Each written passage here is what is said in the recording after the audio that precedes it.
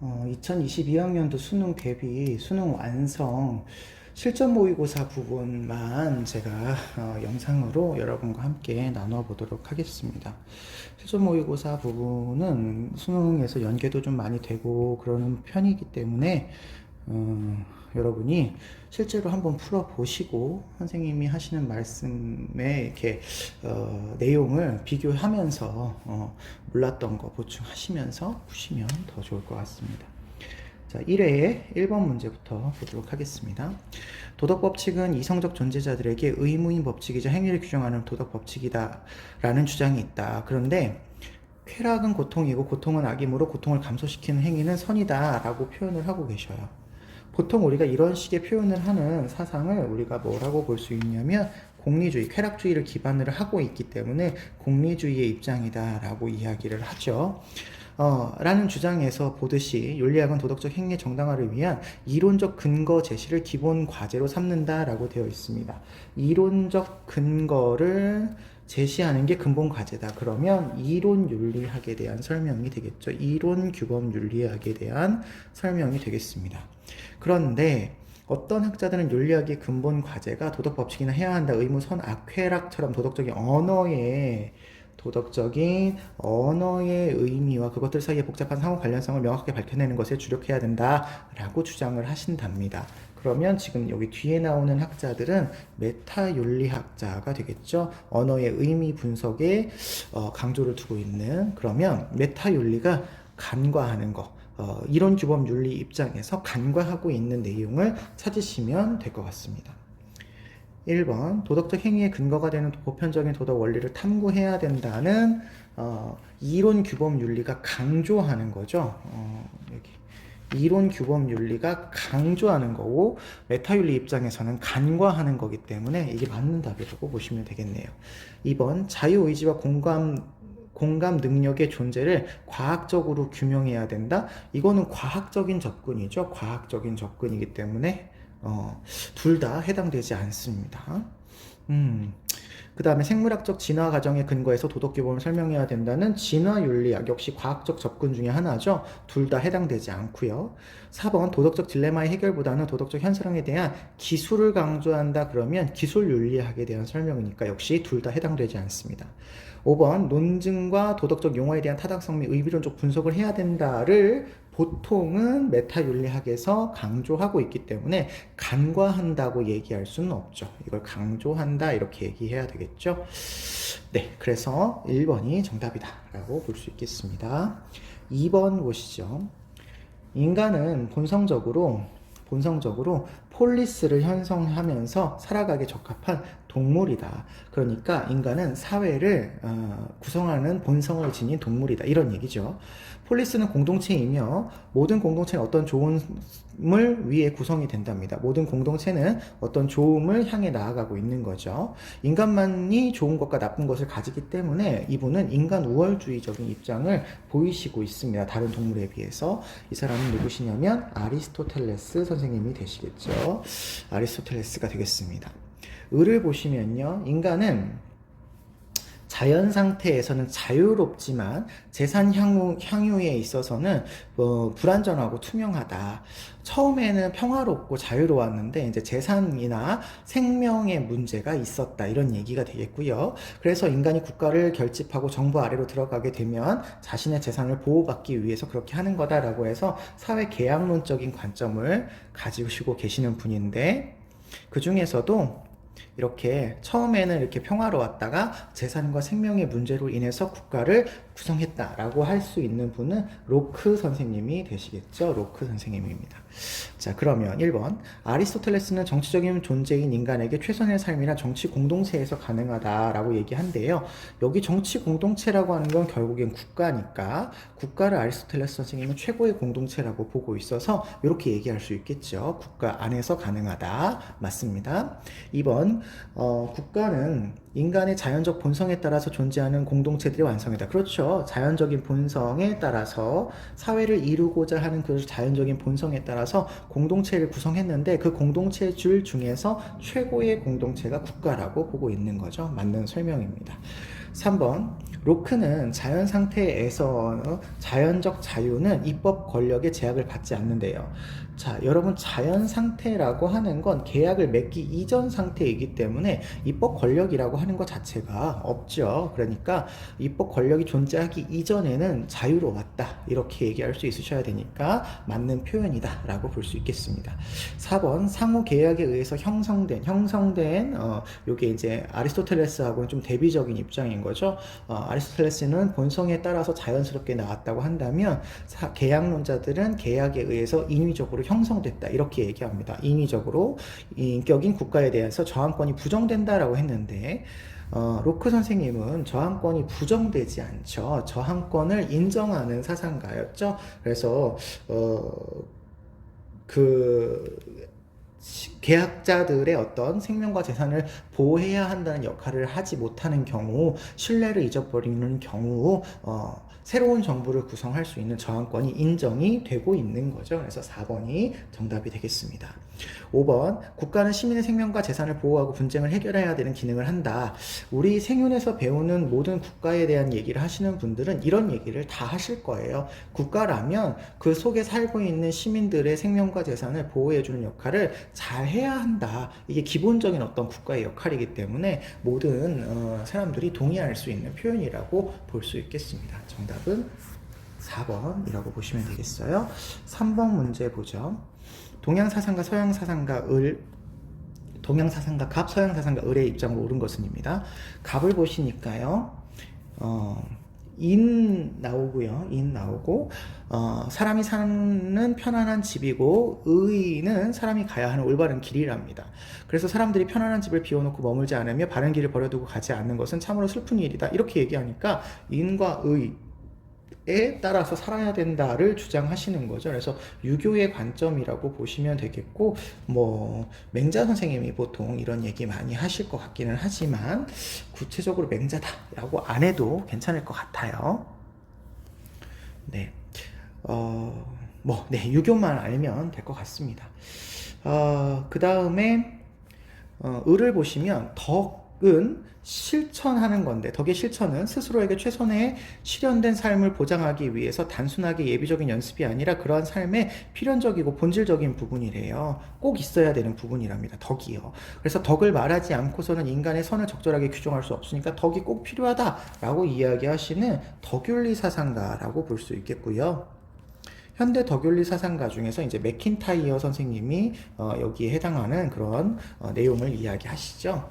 자, 어쨌든 유교나 덕윤리를 보시면 될 것 같아요. 1번 옳고 그름에 대한 도덕적인 판단의 근거를 무의와 자연에서 찾는다 그러시면 이거는 유교의 맥락이 아니라 도가의 맥락이 돼버리죠. 그래서 이거는 잘못된 설명이고요. 2번 덕과 예로서 이기적인 본성을 교화해서 도덕성을 형성해야 된다 그렇게 돼 있는데요. 맹자는 도덕적인 본성을 타고난다 이렇게 얘기해야 되겠죠. 지금 2번과 같은 설명은 순자 선생님에게서만 가능한 거라고 보시면 되겠습니다. 3번 행위에 따른 쾌고의 양적 비교를 통해서 도덕적인 행위의 기준을 마련해라. 그러면 쾌고를 양적으로 비교하는 걸 도덕적인 기준으로 삼는 공리주의에 대한 설명이죠. 덕윤리에서는 이런 어떤 행위에 대한 구체적인 기준이 아니라 행위자가 가지는 성품을 중시하죠. 4번 행위자의 실천 의지보다 도덕 법칙의 이행이 도덕적 행위의 기준이 된다. 아니죠. 아까 말씀드렸던 것처럼 행위자가 어떤 덕을 지녔느냐가 훨씬 더 중요하다. 이렇게 볼 수 있겠습니다. 그럼 5번이 정답이 될 것 같은데요. 갑을 모두고요. 행위의 도덕성을 판단할 때 행위자가 지닌 성품, 여기 친절하게 한문으로 덕이라고 써주셨어요. 그래서 덕이 있어야 된다. 행위자의 덕을 강조한다 라고 봤을 때는 당연히 덕윤리 입장에서도 맞고요. 인의예지라고 하는 덕을 이야기하는 맹자 선생님도 당연히 동의할 이야기라고 보시면 되겠습니다. 네, 5번이 정답이에요. 4번 문제 보겠습니다. 갑을 사상가 입장으로 옳은 것은 이라고 되어 있고요. 갑을 보시면요. 시민 불복종은 민주사회의 기본 원리가 받아들여지는 사람들이, 여기 중요한 표현이네요. 민주사회의 기본 원리를 받아들이는 사람들만 할 수 있어요. 그러니까 체제가 어느 정도 정의로운 그런 체제 안에서만 가능하다 이런 얘기가 되겠습니다. 그래서 이런 사람들끼리 갖는 양심적 신념 간의 불일치를 줄여준다. 그러니까 뭔가 이렇게 차이가 나는, 양심에 의한 차이가 나는 걸 줄여주기 위해서 시민불복종을 한다는 거죠. 시민불복종은 법이나 정부 정책의 변혁을 가져올 목적으로 행해지는 공공적이고 비폭력적이고 양심적인 행위다. 이렇게 일반적인 그런 시민불복종에 대한 이야기를 하고 계시고 있는 분은 우리 롤스 선생님이죠. 이 롤스의 책에 나와 있는 걸 가지고 온 거라고 볼 수 있겠습니다. 을을 보실게요. 시민불복종은 민주사회에서 불법적인 수단의 사용 및 정당화와 관련이 된 것으로서 이분도 민주사회의 질서를 유지를 하는 것에 동의하고 있으신 거죠.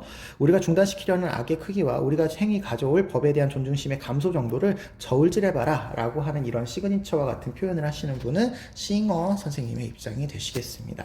자, 그럼 롤스와 싱어의 시민불복종에 대한 설명을 잘 찾아보시면 될 것 같아요. 1번. 롤스는 시민불복종이 양심에 따라 법령을 거부하는 모든 행위를 의미한다라고 하는데요. 모든 행위가 아니죠. 참을 수 없는 부정의와 관련된 내용이어야 되겠죠. 굉장히 심각한 부정의가 되겠죠. 그래서 모든 행위가 아니라 일부 심각한 부정이다. 이렇게 해야 될 것 같습니다. 왜냐하면 모든 행위에 대해서 그 시민불복종을 하게 되면 체제에 어떤 부담을 줄 수 있게 되고 체제를 흔드는 그런 상황이 올 수 있기 때문에 모든 행위라고 하지 않습니다. 2번 시민불복종은 체제의 합법성을 받아들여, 그렇죠, 아까 설명했죠. 받아들이는 시민에게만 적용되는 거 맞아요. 사회가 딱 정해져 있습니다. 롤스에게서의 시민불복종이 일어날 수 있는 사회는 이런 체제의 합법성을 받아들여지는 그런 사회에서만 가능하다. 거의 정의로운 사회, 질서 정연한 사회, 이런 사회들 안에서만 가능하고요. 고통받는 사회나 무법국가에서는 가능하다라고 얘기하지 않습니다. 3번. 싱어는 시민불복종이 다수에 의한 설득보다 강제를 목적으로 하는 행위다. 강제를 목적으로 하면 비폭력적인 방법이 아니라 폭력적인 방법을 썼었겠죠. 근데 폭력적인 방법을 쓰지 않는 것이 시민불복종에 해당하는 거니까 여러분 다수의 설득이다 라고 하는 것을 기억해 주시면 좋겠습니다. 4번 시민불복종의 부당성을 정당화하는 최선의 논거는 다수결의 원리다가 아니라 최대다수 최대 행복이기 때문에 시민불복종의 부당성을 정당화하는 최선의 논거는 다수결의 원리라고 얘기할 수가 없죠. 최대다수 최대 행복이라는 어떤 민주주의 국가 체제를 이야기해야 되겠죠. 공리주의적인 맥락이어야 되기 때문에 무조건 다수결의 원리에 따라서 부당성을 정당화하는 기준을 마련한다라고 얘기할 수 없겠습니다. 5번. 거의 정의로운 사회에서 위법한 모든 집단의 행동은 시민불복종이다. 아까 말씀드렸다시피 모든 행동 그러시면 롤스에 해당이 되지 않고요. 거의 정의로운 사회에서 위법한 모든 집단 행동에 대해서 일단 거의 정의로운 사회 이런 말을 싱어가 쓰지 않을 뿐더러 모든 집단 행동에 대해서 해라라고 싱어가 얘기하지 않죠. 저울질 해봐야 된다. 손해와 이익을 따져봐야 된다. 이렇게 얘기하기 때문에 싱어도 동의할 수 없는 표현이라고 볼 수 있겠습니다. 네, 정답은 2번이고요. 5번으로 넘어가서 보죠. 다음을 주장한 사상가 입장에서 지지할 내용만을 보기에서 있는 대로 골라라 라고 되어 있습니다. 밖에서 비바람이 사납게 몰아칠 때 내가 난로 앞에서 느끼는 안정감은 완전히 동물적인 감정이다. 구멍 속에 웅크린 쥐나 토끼장에 있는 집토끼, 외양간에 있는 소, 나처럼 행복하게 틀림이 없다. 삶은 집이라는 품에 안겨 따뜻하고 행복하기 시작한다. 나는 집의 모성애를 찬양한다. 이렇게 되어 있습니다. 우리가 이런 얘기를 하시는 분들은 수업 시간에 배우지 않았던 사람인데요. 그래도 여기 나와 있는 제시문을 통해서 충분히 주거와 관련된 문제는 풀 수 있습니다. 집은 폭풍우에 맞서서 용감하게 싸워준대요. 그러니까 어떤 외부 세력의 어떤 문제에 대해서 집이라는 게 해결책을 줄 수 있는 편안한 공간이라는 거죠. 그래서 지붕은 등을 구부린 채 낡은 들보를 꼭 붙잡고 있고, 집은 바닥에 단단히 뿌리를 박고 꼼짝도 하지 않으며 이미 인간적인 존재로서 이 집을 인간적인 존재로 본다네요. 내 몸을 보호한 집은 폭풍우 앞에서도 물러나지 않고 그날 밤 집은 사실상 나의 어머니처럼 나를 지켜주게 되는 거죠. 그래서 집과 인간은 역동적인 유대관계를 가지고 있다. 이런 설명이에요. 그래서 여기 설명에 나와 있는 내용대로 고르시면 될 것 같습니다. 기억을 보시면 집은 자연의 위력 앞에 저항하는 보호막이자 굳건함을 상징한대요. 여기 폭풍 후에 맞서서 우리를 안정감을 주게 된다. 비바람에 맞서준다. 이런 얘기 나오잖아요. 그러니까 기억은 맞는 선지고요. 니은 집은 인간의 삶의 원초적인 감정인 평온함과 안도감을 제공해준다. 그렇죠. 원초적인 감정, 엄마로서 느낄 수 있는 여기 안정감 뭐 이런 것들을 준다라고 얘기하고 있죠. 그러니까 이것도 맞는 설명이고요. 디귿 집은 인간과 동물에게 거주의 행복이라는 기본적 감정을 제공해준다 했는데 여기 아까 나처럼 행복할 게 틀림없다라고 했으니까 인간과 다른 동물처럼 행복을 제공하는 공간인 거는 맞는 것 같습니다. 리을 집은 세속과 단절된 신성한 공간으로서 정서적인 안정과 위안을 제공한대요. 정서적인 안정과 위안을 제공을 하지만요, 세속과 완전히 단절되고 신성한 공간이기만 한 곳은 아니죠. 그 안에서 난로도 있고 이러니까요. 예, 그러니까 이건 완전히 신성한 공간이라고 할 수도 없고, 외부 세계와 완전히 동떨어진 공간도 아니고 외부에서 바람이 부는 거나 폭풍과 오는 것을 맞서 싸우는 그런 연결된 공간이 되겠죠. 그래서 리을은 잘못된 선지라고 보실 수 있겠습니다. 정답은 4번이라고 찾아주시면 되겠네요. 자, 6번 문제로 넘어가겠습니다. 가불의 사상 입장으로 옳은 것을 고르시라는 거고요. 갑을 보시니까 음악이 번거로워지면 정치는 시원치 않아진대요. 어진 사람은 천하의 이익을 일으키고 어진 게 중요한 게 아니라 천하의 이익이 중요한 거죠. 해악을 없애는 일이 중요한 겁니다. 음악이라고 하는 것은 백성들의 이익에 부합하지 않으니까 음악을 도덕적인 판단에서 봤을 때 옳지 않은 거야 라고 이렇게 말씀하시는 분은 동양의 묵자라고 하는 사상가가 이렇게 얘기하셨죠. 을을 보겠습니다. 음악은 옛 임금들의 기쁨을 장식하기 위한 것이로서 옛 임금이란 예의와 음악이 성대한 것이래요. 옛 임금의 도란, 예의와 음악이 성대한 것이 도라입니다. 그러니까 예의와 음악이 많아야 된다. 이런 얘기가 되겠죠. 그래서 음악은 천하를 크게 바로잡는 규범이다. 이렇게 설명하고 있습니다. 여러분 여기 바로잡는다라고 하는 의미에서 교화라는 어떤 말을 좀 생각해 볼 수 있을 것 같은데, 우리가 바로잡는다라고 하는 건 잘못된 걸 바로잡는다는 거니까 이분 같은 경우에는 뭔가 본성적으로 문제가 안 좋기 때문에 그걸 바로잡는 데 있어서 예의나 음악이 사용된다라는 입장을 보이시고 있기 때문에 순자라고 보시는 게 맞고요. 순자는 유교사상가다 이렇게 생각해서 문제를 풀어주시는 게 좋을 것 같습니다. 자, 1번부터 보시겠습니다. 묵자는 음악이 불평등한 사회적 신분을 서로 화합하게 하는 기능을 한다? 아니에요. 귀족들이 음악을 즐기고 예술을 즐기고 하는 동안에 백성의 삶을 피폐해지기 때문에 음악이나 예술에 대해서 묵자 선생님은 반대하는 입장, 백성들에게 이익이 되지 않는다라는 입장을 보이시고 있으셨죠. 2번, 음악은 미적 가치 구현을 위해서 음악의 독립성을 보장해라. 음악의 독립성을 보장하면 음악을 도덕적으로 판단하면 안 되는 거예요. 그러니까 음악에 대해서 도덕적으로 판단을 해서 백성들의 삶에 도움을 주지 않는, 좋지 않은 거야 라는 판단을 내리고 있으니까 독립성을 보장하지 않는다라고 보셔야 되겠고, 독립성을 보장하는 입장을 우리가 신미주의적인 관점이다 라고 얘기하시면 되겠습니다.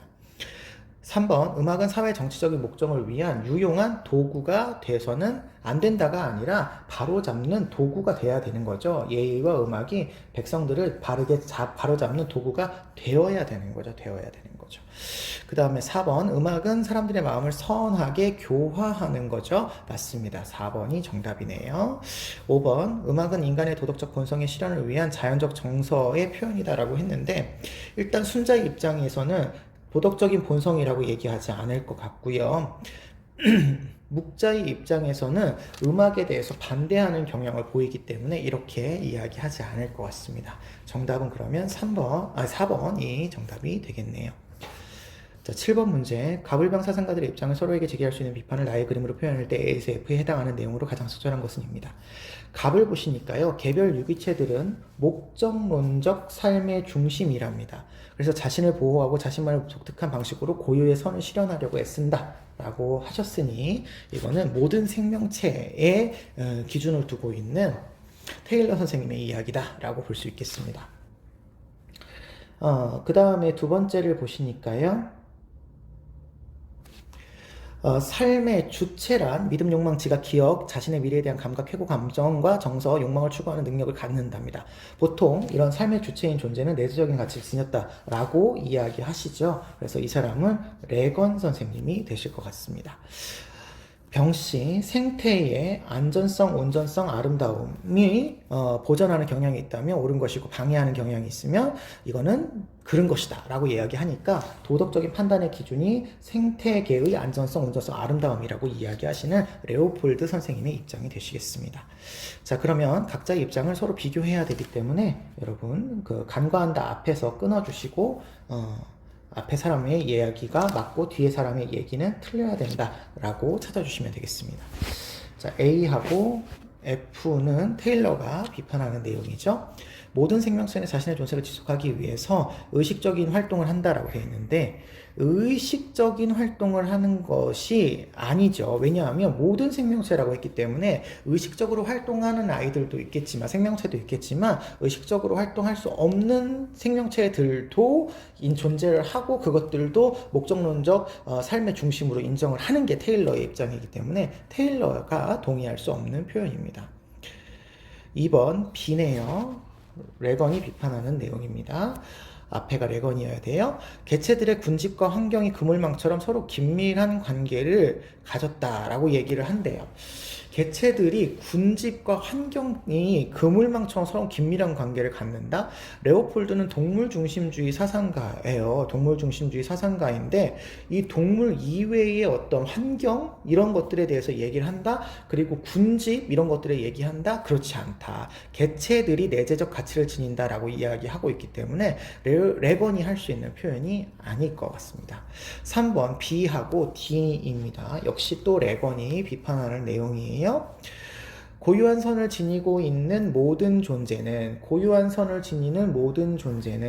레건에 있어서는 인간 플러스 동물이 되겠죠. 동등한 내재적 가치를 지닌다. 네, 이렇게 레건은 이야기합니다. 그런데 지금 간과한다의 대상이 되고 있는 테일러와 레오폴드 입장에서 본다면 고유의 선을 가지고 있는 존재를 테일러는 인간, 동물, 식물이라고 보고 테일러도 인간, 동물, 식물이 모두 동등한 내재적 가치를 지닌다라고 얘기를 하고 있어요. 그래서 간과한다라고 얘기할 수가 없습니다. 레오폴도 마찬가지죠. 인간, 동물, 식물, 무생물까지가 고유의 선을 지니고 있기 때문에 내재적 가치를 지닌다 이렇게 얘기하지 않을 거예요. 물론 레오폴드 선생님 입장에서는 인간 이외의 환경이나 자연이나 생태계가 그 인간의 가치에 의존을 하고 있습니다. 그래서 뭐 고유한 가치, 고유한 선을 지닌다 이렇게 얘기하기는 사실은 조금 어렵습니다만 어쨌든 만약에 갖는다 그러면 동등하다 이렇게 얘기할 수 있는 거에서 벗어나지 않기 때문에 레오폴드도 뭐 간과하지 않는다라고 볼 수 있겠네요. 4번 C하고 E입니다. C하고 E입니다. 그러면 레오폴드가 비판을 하셔야 되겠죠. 레오폴드, 공동체를 구성하는 모든 개체와 공동체 자체가 존중의 대상이다. 그렇죠. 레오폴드는 전체주의적인 입장을 가지고 있기 때문에 개별 생명체를 포함해서 모든 그 공동체가 생태계 공동체가 존중의 대상이라고 이야기합니다. 그러나 레건이나 테일러 선생님은 모두 개체주의를 이야기하고 있기 때문에 간과한다라고 얘기할 수 있겠죠. 4번이 정답이네요. 5번 모든 식물들은 이는 여기 레오폴드가 테일러를 비판하는 내용이죠. 모든 동식물들의 활동은 그 자체가 목적의 지향적인 활동 중심임을 간과한다라고 했는데 지금 여기 대상이 모든 동식물이라고 되어 있어요. 그러면 레오폴드는 내재적 가치를 지닌다 이렇게 얘기할 수 있을 것 같긴 합니다만 문제는 테일러죠. 테일러도 이렇게 얘기하는데 아니라고 얘기하지는 않을 것 같아요. 그래서 목적론적 삶의 활동의 중심이라는 점을 테일러가 간과하지 않기 때문에 이거는 잘못된 설명이다 라고 보시면 되겠습니다. 정답은 4번이네요. 자, 8번 문제 보겠습니다. 가나의 입장에서 모두 긍정의 대답을 할 질문을 골라라 라고 되어 있습니다. 가를 보시니까요. 성에서 중심이 되는 가치는 사랑이고요. 사랑만이 인격적인 인간적인 성의 고유한 가치이고 사랑을 통해서 인간의 성이 존엄성을 갖게 된다. 이렇게 얘기하고 있습니다. 사랑이 있는 성만이 도덕적으로 옳은 성이다. 이렇게 얘기해서 옳은 성에 대한 기준이 사랑이다. 사랑밖에 없다. 이렇게 얘기를 하고 있으시니까 중도주의의 관점이다 라고 볼 수가 있겠습니다. 나를 보시니까요. 성의 중심이 되는 가치는 쾌락이고요. 쾌락은 그 자체로서의 가치를 가지게 되는데 다른 무엇을 위한 수단이 아니랍니다. 그러니까 만약에 성에서 쾌락을 느낀다면 쾌락을 느끼는 성적 관계 그 다른 목적으로 성적 쾌락을 얘기할 수 없다라는 얘기예요. 정당한 이유 없이 자유로운 성적 쾌락을 추구를 방해받아서는 안 된다라고 이야기하고 계시기 때문에 이분은 이제 자유주의적인 맥락에서 성에 대해서 접근하고 계시는 그런 사상가일 겁니다. 자, 그러면 둘 다 긍정의 대답을 할 질문을 고르시는 거니까요. 자, 사랑이 있는 성만을 도덕적인 성으로 보아야 되는가? 여기 중도주의, 자유주의라고 한다면 중도주의는 그렇죠. 사랑만이죠. 사랑만. 근데 자유주의는 사랑이 없어도 도덕적으로 보지 않죠. 예, 도덕적으로 봐야 된다라고 한다면 다른 사람한테 해를 끼치지 않는 범위 뭐 이런 정도가 될 것 같아요. 그러니까 사랑만이라는 건 잘못된 거죠. 그 다음에 2번 성을 통해서 상대방에게 해악을 끼치지 말아야 된다. 요거는 둘 다 해악을 끼치지 말아야 되는 거죠. 왜냐하면 중도주의에서는 사랑을 한다는 건 상대방의 인격을 존중한다는 내용을 담고 있기 때문에 그렇고요. 자유주의에서도 상대방에게 해를 끼치지 않는 범위 내에서 자유로운 동의 하에 이루어지는 거니까요. 2번이 정답이 되겠네요. 3번 당사자 간의 자발적인 동의에 의한 성은 모두 도덕적이냐라고 한다면 중도주의도 안 됩니다. 중도주의는 사랑이 있어야 되니까 안 되고요. 자유주의도 상대방에게 피해를 준다면 자발적으로 동의했어도 정당하지 않게 됩니다. 그래서 둘 다 틀리게 되고요. 4번 도덕적인 성은 결혼한 후 출산을 위한 성으로 제한되는가? 그렇게 해야만 되는가? 라고 본다면 결혼 출산을 반드시 전제해야 된다는 뜻이기 때문에 보수주의의 관점이잖아요. 중도주의는 사랑만 하면 되고요. 자유주의는 사랑도 없어도 되기 때문에 결혼 출산 안 해도 괜찮습니다. 5번 성적 자유에 기초한 사랑이 없는 성은 거부되어야 한다라고 되어 있는데 성적 자유에 기초한 사랑?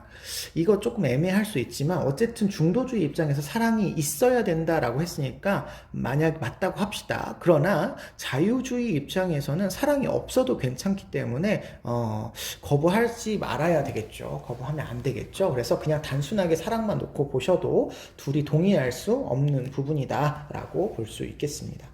그래서 정답은 2번이라고 찾으시면 되겠네요. 다음 문제로 넘어가겠습니다. 9번입니다. 9번. 다음을 주장한 사상가 입장으로 옳지 않은 것은 입니다. 종교적인 인간, 종교적인 인간에 대해서 얘기를 하고 있으시네요. 종교적인 인간, 거룩한 것을 깨닫는다면서 얻은 것에 세속적인 것과 전적으로 다른 무엇으로서 자신을 드러내 보여준다는 의미로 해석되기 때문에 이걸 우리가 다른 표현으로 성현이라고 하고요. 거룩함이 드러나는 사건이며 종교적인 역사란 다수의 성현으로 구성된 것이다. 이렇게 되어 있습니다.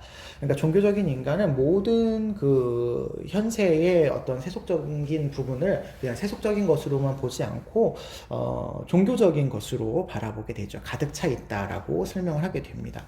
비종교적인 입장은 종교적인 인간이 지닌 행동을 어떤 흔적을 지니지 않을 수 없어요. 그러니까 종교적인 인간의 행동을 나타나지 않는다는 거죠. 비종교적인 인간의 다수는 여전히 그러니까 어떤 흔적을 지니지 않을 수 없다. 종교적인 인간처럼 한다는 거예요.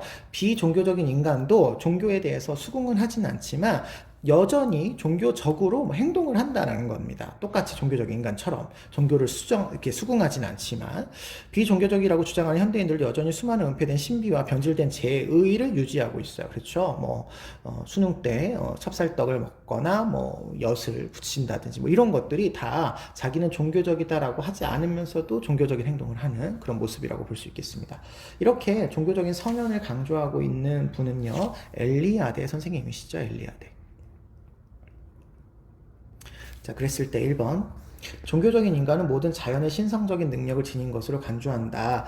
예, 여기 자연은 신을 드러내기 위한 어떤 신성성을 지닌 존재라고 생각을 한답니다. 그래서 모든 자연은 우주적 신성성으로 자신을 열어 보일 수 있는 능력을 지닌 것으로 간주하고 있는 것이 엘리아드의 입장이라서 이거는 맞는 선지라고 볼 수 있겠고요. 2번, 비종교적인 인간은 초월적 존재를 부정을 해요. 그렇죠. 신에 대해서는 부정적인 입장을 보이지만 종교적으로 행동은 합니다. 맞습니다.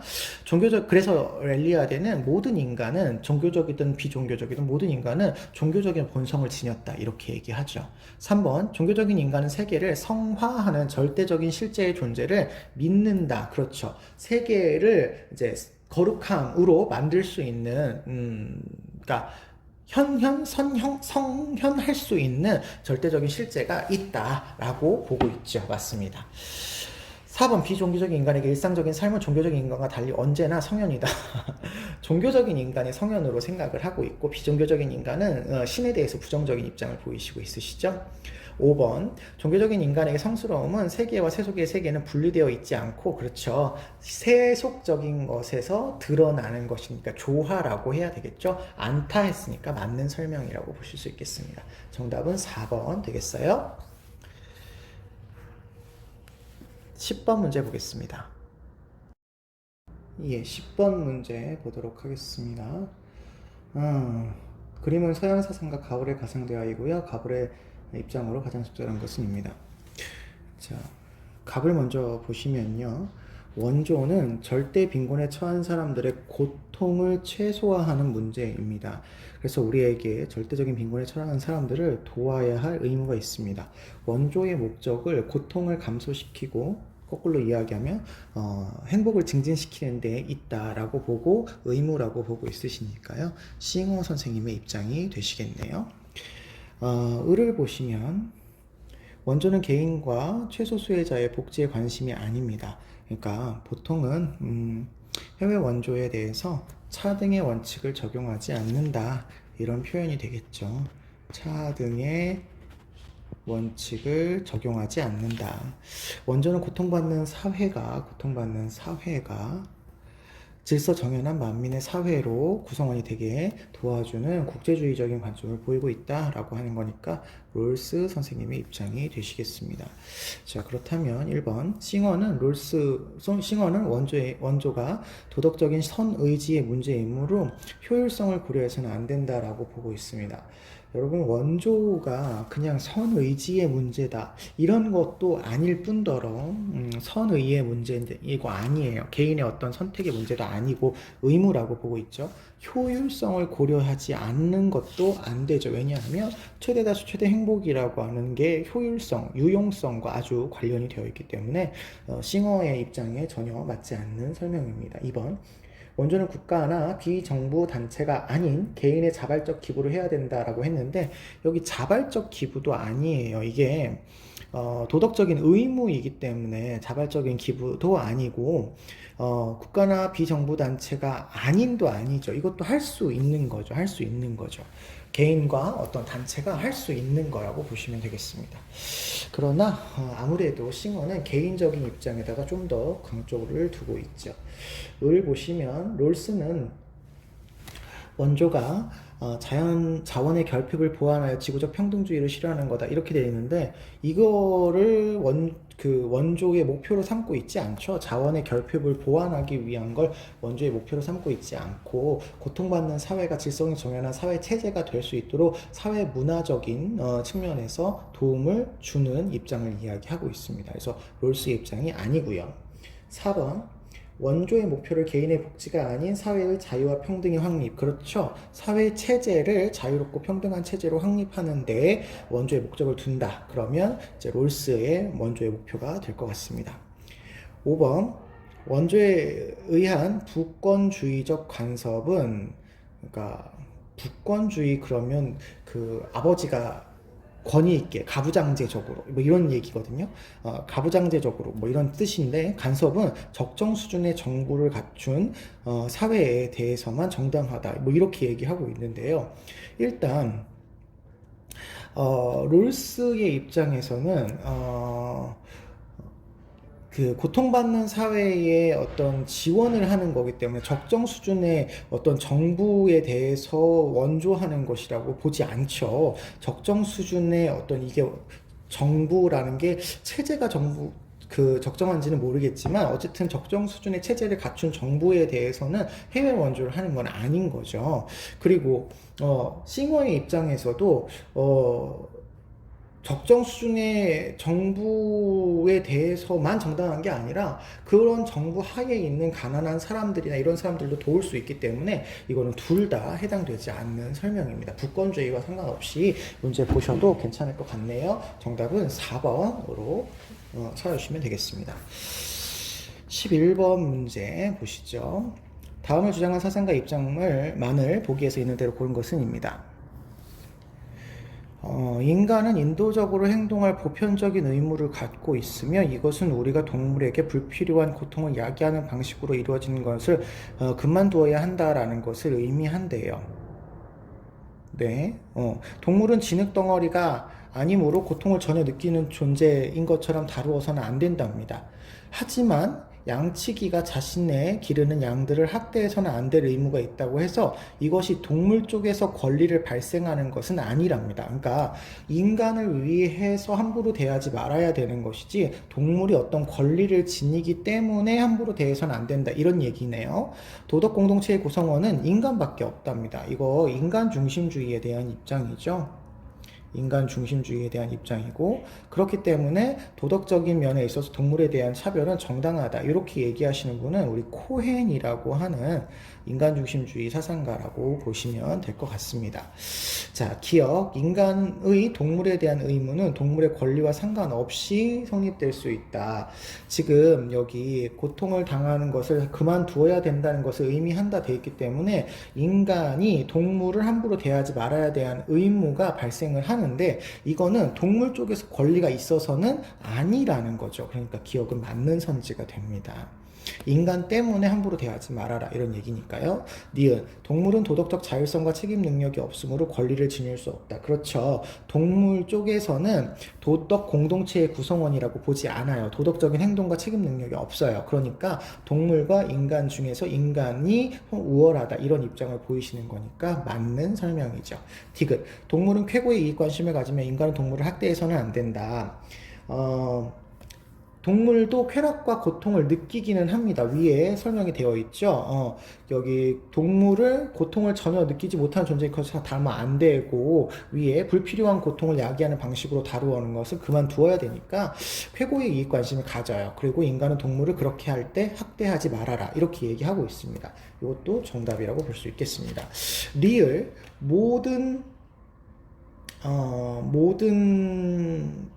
동물은 내재적 가치를 지님으로 실험의 대상이 되어서는 안 된다 이렇게 이야기하고 계시는데요. 코엔의 경우에는 동물 자체가 권리를 지니는 것은 아니니까 내재적 가치를 지닌다, 도덕적인 권리가 있다 이렇게 얘기할 수 없을 것 같고요. 실험이 대상이 되는 게 너무 당연하대요. 차별은 정당하다 이렇게 이야기하고 있으시니까요. 그래서 동물 실험에 대해서 찬성하는 입장이다라고 생각해 주시고 종차별을 하는 게 괜찮다라고 하는 입장을 보이시고 있다라는 것으로 여러분이 기억해 주시면 될 것 같습니다. 네. 그러면 정답이 4번으로 되겠네요. 12번 보겠습니다. 다음을 주장한 사상가 입장에서 긍정의 대답을 할 질문으로 적절한 것은입니다. 국제법은 전쟁을 일으킬 수 있는 권리를 해석한다며 이러한 법의 개념은 무의미하며 이를 주장한 사람들은 무덤 속에서나 영원한 평화를 발견하게 될 것이다. 그러니까 이 국제법이 전쟁을 일으킬 수 있는 권리가 아니라고 하는 얘기죠. 그런데 이 사람은 영원한 평화를 발견하게 될 것이라고 하는 거니까 무덤 속에서 그러니까 국제법이 전쟁을 일으킬 수 있는 권리를 해석하지 말아야 영원한 평화가 수립될 수 있다 이렇게 이야기하시는 분이에요. 그럼 영원한 평화에 대해서 이야기하는 거죠. 우리가 보통 많이 쓰는 말로는 영구 평화에 대해서 이야기하는 거다 생각하시면 되겠죠. 그렇다고 해서 제 민족 합일 국가인 국제국가라는 하나의 세계공화국이 바람직한 대안도 아니다. 세계공화국을 수립하자는 얘기는 아니랍니다. 이러한 적극적인 대안보다 연맹이라는 소극적인 대안이 바람직하다. 그러니까 국제연맹이 있어야 된다. 이런 얘기네요. 왜냐하면 적극적인 어떤 세계 국가의 경우에는 개별 국가의 어떤 주권을 침해할 수 있기 때문이죠. 전쟁을 방지하고 지속적으로 확대하는 연맹만이 법을 기피하는 호전적인 경향과 흐름을 저지할 수 있다. 전쟁을 예방할 수 있다. 평화를 유지하는 데 도움이 된다. 이런 얘기니까 칸트 선생님의 영구 평화론의 입장이라고 볼 수 있을 것 같습니다. 자, 그렇다면 1번 긍정의 대답을 할 질문을 고르는 겁니다. 전쟁은 주권 국가들의 영원한 이익과 존속을 위한 최선의 방안인가? 이거 당연히 칸트 입장은 아니고 현실주의 입장에서 주장할 수 있는 그런 내용이죠. 전쟁에 반대하는 게 칸트의 입장입니다. 2번 주권 국가들 간의 연맹을 통해 하나의 세계공화국을 건설해야 되는가? 세계공화국을 건설하는 것은 적극적인 방법으로서 개별 국가의 주권을 침해할 수 있으니까 소극적인 방법인 국제연맹을 수립하자라고 위에서 주장을 하고 있으시죠. 3번 국제법은 전쟁에 대한 국민 주권 국가의 자유로운 선택을 보장해야 된다? 아니에요. 전쟁을 반대하는 입장이에요. 그렇기 때문에 전쟁에 대해서 찬성하는 그런 견해로 이야기하지 않겠습니다. 자유로운 선택 아니에요. 4번 전쟁은 영원한 평화로 가기 위한 예비적 단계에서 요구되는 행위인가? 전쟁을 요구하지 않습니다. 영원한 평화를 위해서는 전쟁이 사라져야 된다. 이렇게 얘기하고 있죠. 5번 전쟁의 영원한 종식을 위해 공화 정책을 채택한 국가들 간의 연맹이 필요한가? 그렇죠. 있어야 되죠. 내적으로는 공화 정책 그리고 국가 간에는 국제 연맹이 있어야 된다. 이렇게 얘기를 하고 계시네요. 정답은 5번이 되겠습니다. 13번 보도록 하죠. 13번. 다음을 주장한 사상과 입장만 모두 V 표시한 학생은입니다. 여성은 날 때부터 할 수 없는 일이라면 여성이 날 때부터 할 수 없는 일이라면 그것을 하지 못하게 막는 것은 그야말로 불필요하다. 여성이 할 수 있는 일이지만 남성만큼 잘하지 못하기 때문에 경쟁 원리에서 배제된다면 그것에 대해서는 뭐라고 할 수 없답니다. 누구도 여성에게 특별한 대우를 해줄 것을 요구하지 않을 것이기 때문에 그런 거 만약에 여성이 그 일을 할 수 할 수는 있지만 남성보다 잘 하지 못할 거라면 내버려 두면 당연히 여성이 특별하게 존중을 받지 않을 거니까 그냥 내버려 두면 된다는 거예요. 특별하게 여성에 대해서 불합리하게 간섭하지 말아라 이런 얘기가 되겠죠. 두 번째, 역사적인 진로와 인간 사회가 진보해 나가는 방향은 불평등한 권리 구조에 의한 거부이래요. 그러니까 불평등한 걸 바꿔야 된다는 거죠. 아무리 보편적으로 알려진 전통일지라도 사회 경제적으로 어떤 성을 다른 성의 지배 아래 두려는 모든 시도는 정당화될 수 없다. 이게 이제 여성을 이렇게 차별하는 것이 옳지 못하다라는 이야기인데 위에서 나온 설명을 따르면 뭔가 할 수 있는 것 할 수 없는 것, 이익이 되는 것과 관련된 설명을 하고 있기 때문에 약간 공리주의적인 성향을 이야기하고 있는 거라고 생각하실 수 있을 것 같아요. 그래서 이 사상가는 밀인데요. 여러분이 여성 윤리와 관련된 이런 이야기가 나왔을 때 어떤 사상가를 구분하는 건 크게 의미는 없거든요. 여성을 남성에 비해서 차별하는 것이 옳지 못하다라고 하는 얘기를 중심으로 보시면 됩니다. 그러니까 사상가를 구분하는 거에 크게 고민을 안 하셨으면 좋을 것 같습니다. 자, 그러면 입장을 보시죠. 남성과 여성의 차이는 교육 환경에 의한 인위적인 자극의 산물이냐? 그렇죠. 부당하게 차별해 왔었던 이런 지배의 전통이 문제였다라고 보고 있는 거죠. 그래서 이거는 맞는 표현이 되시겠고요. 두 번째, 여성의 남성에 대한 예속은 자연적 본성을 제도화한 관습의 결과이다. 여러분, 맨 처음에 여기 첫 번째 글에서 보시면 만약에 할 수 없었어. 이게 자연스러운 일이잖아요. 그리고 여성이 할 수 있었어도 남성보다 못해. 그러면 어차피 여성은 그렇게 될 수밖에 없다는 거예요. 그걸 굳이 제도로 만들 필요가 없다는 거죠. 그러니까 자연적 본성을 제도화한 관습의 결과라고 이 사람은 생각하지 않습니다. 굳이 이렇게 안 해도 여성이 못할 일이면 못하게 되는 거고 경쟁력이 없으면 못하게 되는 건데 이걸 왜 제도로 만드느냐. 그럴 불필요한 일이다. 이렇게 얘기하는 거죠. 세 번째, 남성과 여성은 자유롭고 경쟁할 수 있는 공정한 기회가 주어져야 된다. 그렇죠. 모든 성을 이렇게 다른 성의 지배 아래 두면 안 된다. 이렇게 얘기하고 있으니까 공정하게 해야 된다라는 얘기가 될 것 같고요. 네 번째, 여성의 보편적인 도덕률은 자유의지나 자율적 삶이 아닌 순종과 희생이다. 이런 것들이 여성을 차별하게 만들어 왔던 어떤 교육이나 환경이라는 거죠. 그래서 이런 것들을 없애야 한다. 이런 어떤 불평등한 대우가 없이 평등하게 만들어야 된다를 주장하시고 있는 거죠. 그게 사회적인 어떤 이익에서 봤을 때도 도움이 된다라고 이야기하시는 겁니다. 그래서 이렇게 해서 정답을 찾아주시면 되는데 너무 어렵게 접근하지 마시고 제시문 통해서 문제 해결하시면 됩니다. 자, 14번 문제로 넘어가겠습니다. 전통 윤리학은 모든 도덕적인 원력을 인간으로서의 가지는 너의 존재의 최선의 기능을 발전하고 실현함에 있어서 탁월성을 추구하라. 너의 이웃은 사람을 언제든지 단지 수단으로 대해서는 안 되며 항상 목적 그 자체로 대해라처럼 행위의 직접적인 영역이 제한이 되어져 있었어요. 행위의 대상은 타인의 현실의 공통적인 참여자였습니다. 그러니까 인간이었단 얘기죠. 인간의 선은 완전한 장소는 항상 현재였어요. 현재만 전통 윤리에서는 이렇게 고려를 했다라는 거죠. 하지만 이러한 윤리학의 틀로는 현대 기술이 산출하는 행위들을 더 이상 파악할 수 없어요. 그래서 윤리학은 인간의 삶의 전 지구적 조건과 종의 먼 미래와 실존을 고려하는 방향으로 결정되는 새로운 윤리학이 필요하다라고 이야기하고 계시는 사상가인 거죠. 그래서 이 사람은 요나스 선생님이 되시겠습니다. 요나스의 글인 거죠. 자, 그렇다면 1번 요나스는 책임윤리의 이념적 근거를 인격과 인격 사이의 호혜성에 두어야 된다라고 했는데 지금 전 지구와 종의 먼 미래와 실존이잖아요. 그러니까 인격과 인격 사이의 호혜성으로만 제한하는 건 이 전통 윤리만으로도 해결이 가능한 거니까 책임윤리라고 할 수 없을 것 같습니다.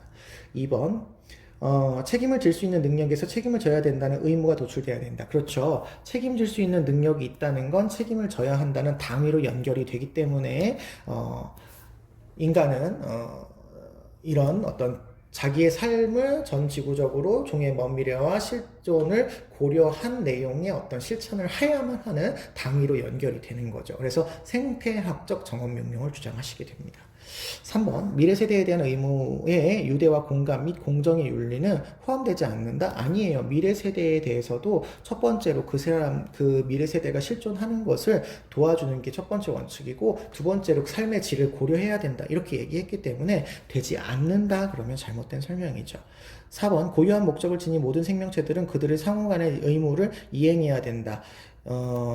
여기 앞에 고유한 생명을 지닌 모든 생명체들까지는 괜찮은데 맞는데 상호 간의 의무가 아니라 현 세대 인간만 일방적인 의무, 책임을 지니고 있죠. 그래서 잘못된 설명입니다.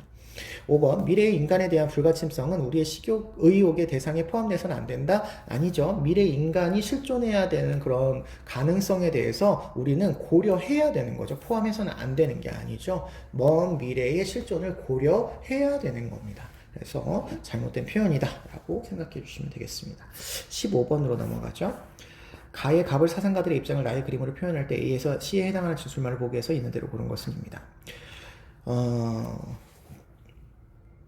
부유하거나 가난한 사람들이 볼 때 그것이 운명이라고 말해서는 안 된답니다.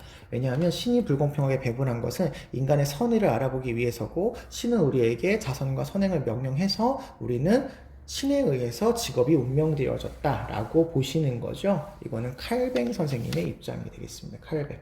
직업 소명서를 이야기하시는 칼뱅 선생님 입장이죠.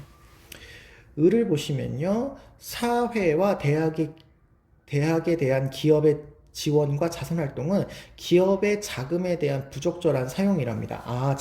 자선활동하는 거는 부적절하대요. 자선과 기부는 재산의 궁극적인 소유자인 개인들이 직접 해야 되는 것이기 때문에 이걸 강요할 수 없다. 뭐 이런 얘기네요. 그러면 이거는 기업의 사회적인 책임에 대해서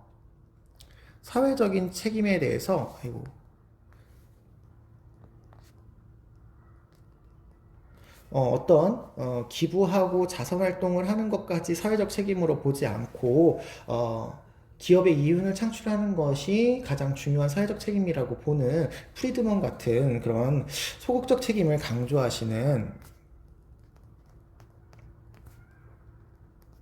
그런 사상가다 이렇게 볼 수 있겠습니다. 프리드먼이 보통 이런 이야기 하시죠. 자, 그럼 벤 다이어그램 문제입니다. 부와 재산을 궁핍의 구제를 위해서 사용하는 것은 신의 명령이냐라고 보고 있어요. 그러면 사용해야 되는 거잖아요. 신의 명령이니까. 그러면 칼뱅 선생님의 입장에서 프리드먼의 입장에서 두 가지를 본다면 칼뱅 선생님은 해야 하는 거지만 프리드먼은 신이 아니라 개인의 선택의 문제라는 거잖아요. 그러니까 프리드먼은 동의할 수 없는 표현입니다. 그래서 기업은 맞는 선지가 될 것 같고요. 니은 고용주는 노동자의 노동에 상응하는 합당한 임금을 지불해야 하는가? 이거는 노동에 관한 법을 잘 준수해야 되는가? 이런 뜻이거든요. 그래서 프리드먼의 소극적인 책임에 들어갑니다. 노동자에게 합당한 임금을 지불해야 되는 게 기본적인 질서를 잘 지키는 내용이기 때문에 법의 준수에 포함될 수 있는데요. 칼뱅 선생님도 이렇게 얘기해요. 칼뱅 선생님도 자기가 고용주가 된 것도 신의 뜻이고 노동자가 된 것도 신의 뜻인데 만약에 노동자한테 임금을 지불하지 않는 건 신의 명령을 어기는 거라고 보는 거죠. 그래서 합당한 임금을 지불해야 된다. 신의 것을 가로채는 거다 이렇게 봅니다. 그래서 합당한 임금을 지급해야 된다 이렇게 봅니다. 디귿, 니은도 맞죠? 속임수나 절도, 강압 등을 사용해서 시장의 질서를 왜곡해서는 안 된다. 프리드먼 입장에서는 아까도 얘기한 법 질서를 지켜야 된다라고 하는 측면에서 소극적 책임이니까 맞아요.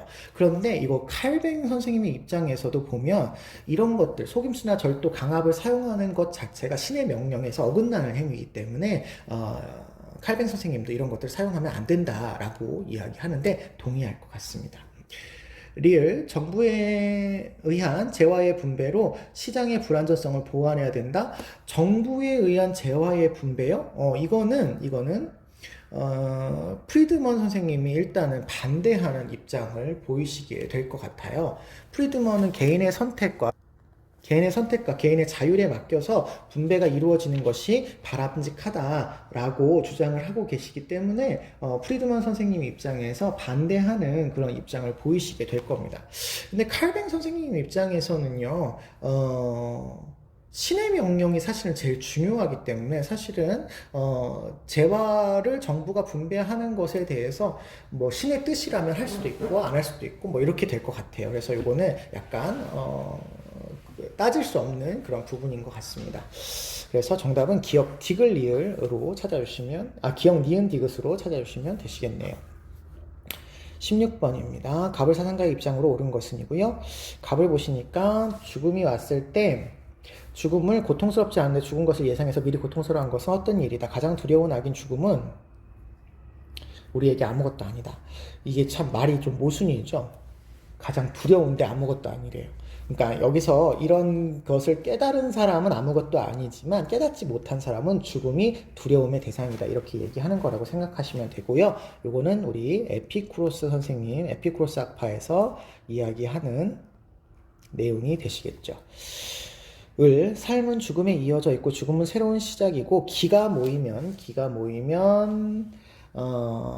생명을 얻고 기가 흩어지면 죽게 되기 때문에 만물은 일기의 변화이다. 하나의 기운의 변화에 불과하다. 이렇게 얘기하고 있어서 이거는 도가 사상에 대한 이야기가 될 것 같습니다.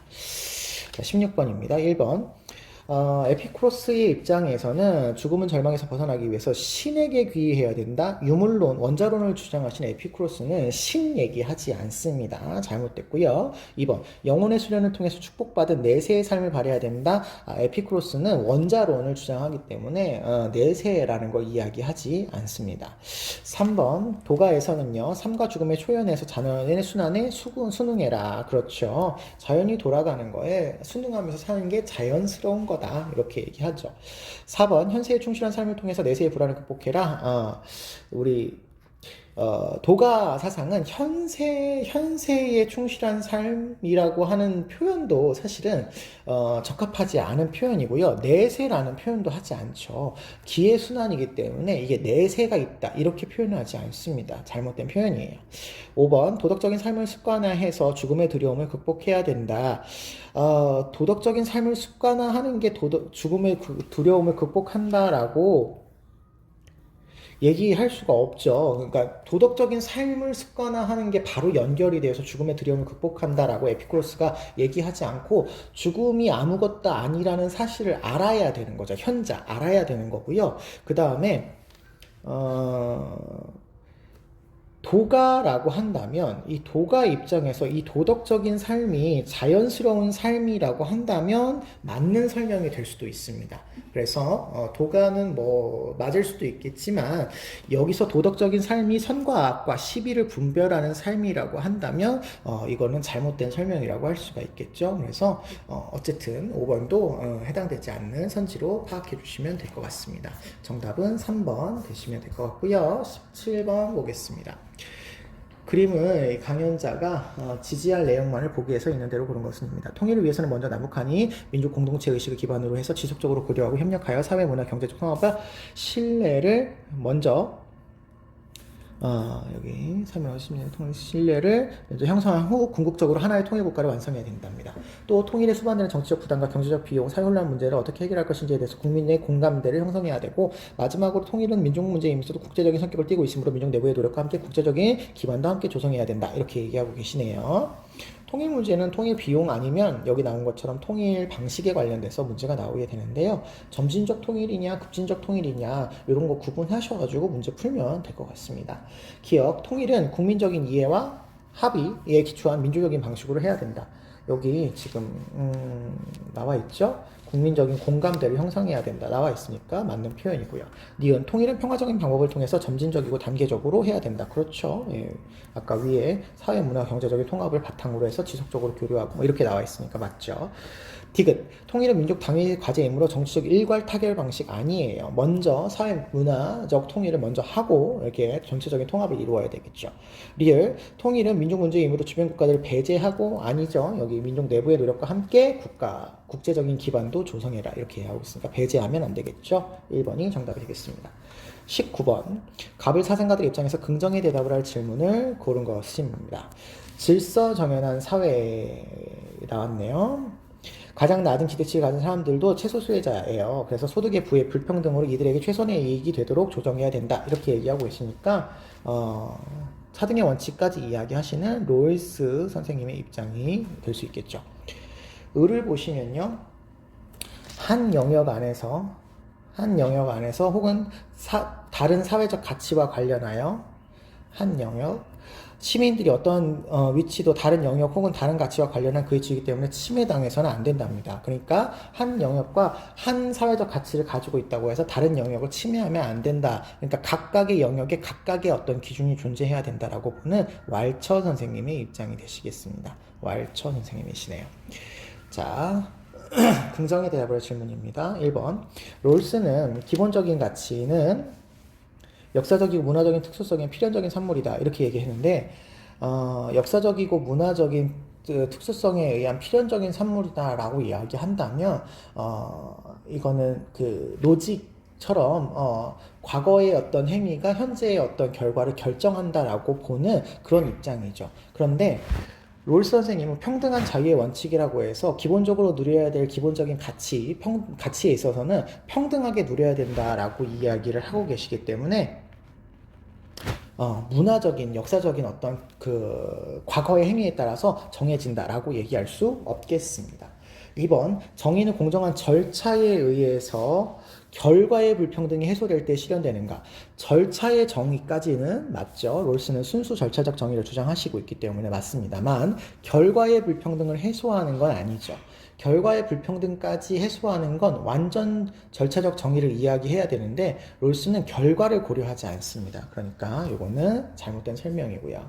리을, 왈처는 분배정의인 원칙에 있어서 가상 상황에서의 공정한 상황에서 도출해야 된다라고 하는데 이건 롤스가 이야기하는 거죠. 왈처는 역사적인 맥락 이런 것들을 고려해서 사회적인 가치를 기준에 따라서 결정을 하는 거니까 가상 상황이 아니죠. 4번, 정치 권력과 공직을 매매하지 못하게 하는 것은 정의에 부합하는가 라고 이야기하고 있습니다.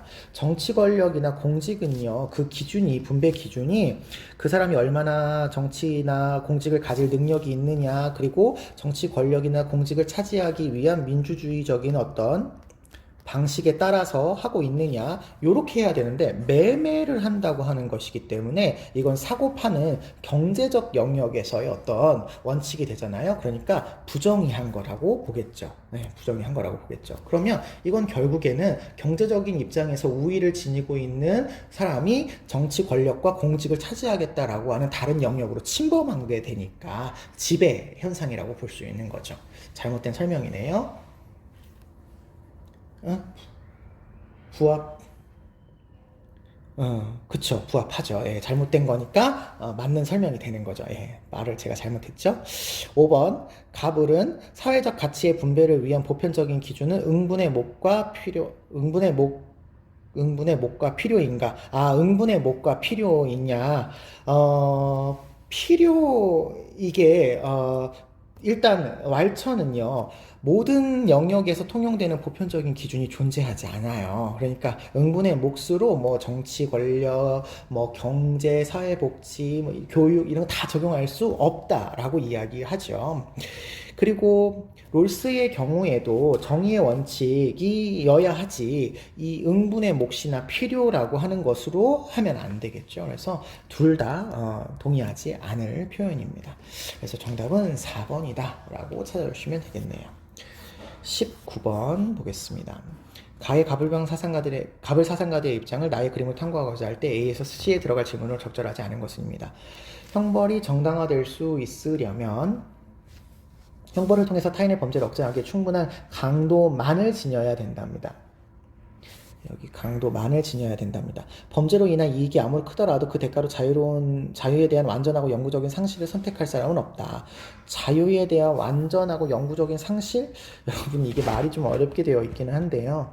내가 죽으면 자유에 대한 영구적인 상실이 이루어지죠. 그러니까 이건 사형에 대해서 이야기하는 거고 사형에 반대한다 이런 얘기죠. 그래서 우리가 계약을 맺을 때 나의 생명까지 양도하지는 않았다라고 이야기하시는 베카리아 선생님에 대한 얘기가 되겠습니다. 베카리아 되겠습니다. 을시를 보시면요. 형벌의 법칙은 하나의 정언 명령이고요. 정의가 무너지면 인간의 지상에 사는 것은 더 이상 아무런 가치도 가지게 되지 못하기 때문에 사법적인 형벌로서 사형은 인도주의적인 동정심의 근거에 반대해서는 안 된다. 인도주의 동정심에 따라서 찬성해야 된다. 이렇게 얘기하고 있습니다. 그러니까 사형을 집행하는 것이 인간을 존중하는 것이다. 라고 이야기하고 계시기 때문에 이거는 칸트 선생님에 대한 입장이다. 이렇게 볼 수 있겠습니다. 자, 그러면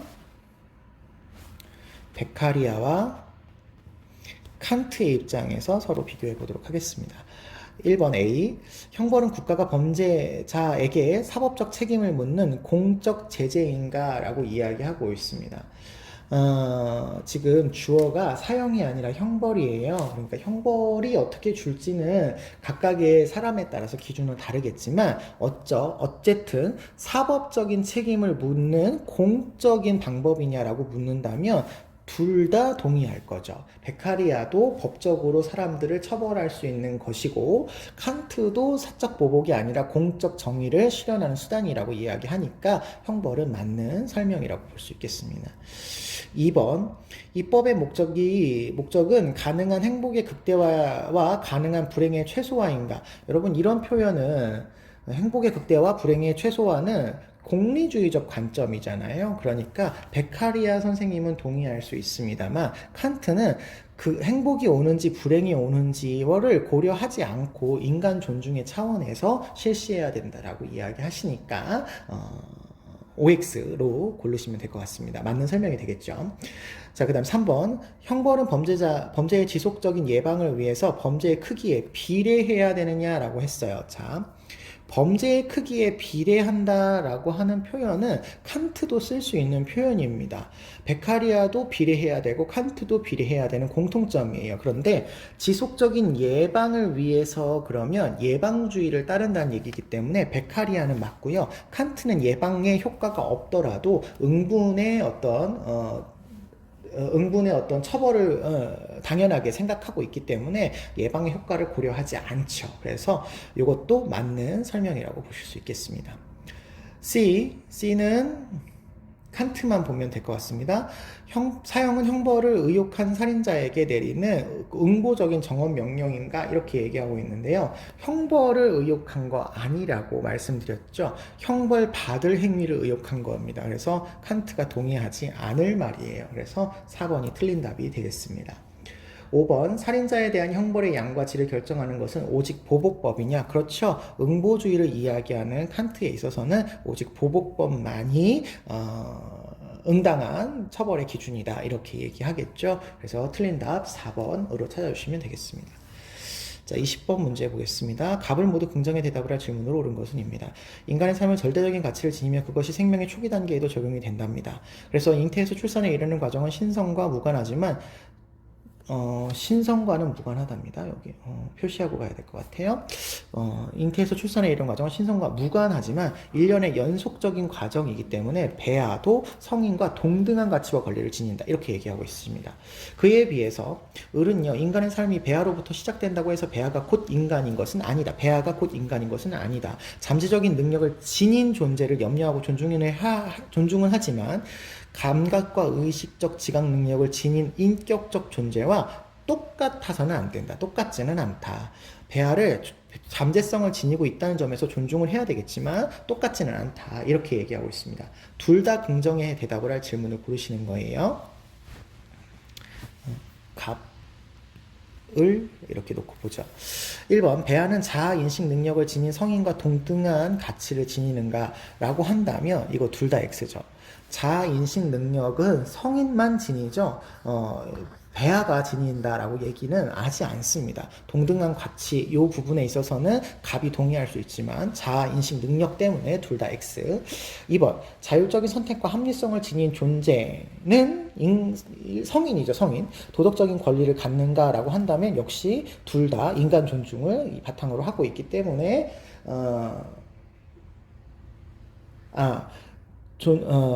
동의할 수 있는 표현인데 여기서 중요한 게 많이에요.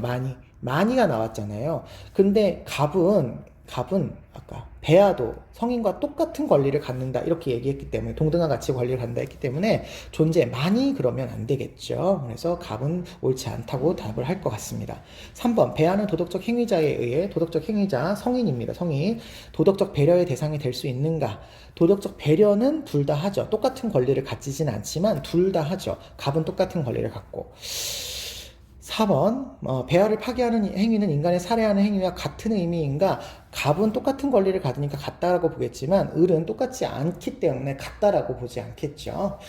5번 배아의 가치와 권리를 인정해야 할 이유는 배아의 신성 때문이다. 갑은 신성 아니고 을도 아니죠. 그래서 둘 다 아니라고 봐야 되니까 정답은 3번이라고 찾아주시면 되겠습니다. 배아 문제 같은 경우는 제시문에 나와 있는 그대로 여러분 문제 풀면 될 것 같습니다.